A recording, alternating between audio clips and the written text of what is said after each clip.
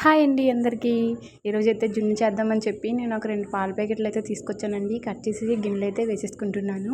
ఆ తర్వాత బెల్లం కూడా పక్కనైతే తురిమేసి పెట్టుకున్నానండి. బెల్లం కూడా వేసేసాను. హాఫ్ బెల్లం వేసాను.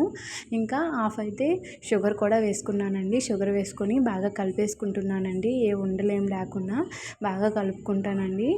బెల్లం కరగదు కదండి, అందుకని చెప్పి అలా కలుపుతూనే ఉంటున్నాను. కరిగే వరకు కలుపుతూ ఉంటానండి. ఆ తర్వాత ఈ పౌడర్ అయితే పాల పౌడర్ అయితే నేను కట్ చేసేసి జున్ను పౌడర్ అండి ఇది కట్ చేసి ఇందులో అయితే వేసేసానండి. వేసేసి బాగా కలిపేసుకుంటున్నానండి. ఇది కూడా ఉండలేం లేకుండా బాగా కలుపుకోవాలన్నమాట. అందుకని ఫస్ట్ నేను గరిటెతో కలిపాను. ఇంకా నాకు కావాలని చేతితో కూడా కలిపేసానండి.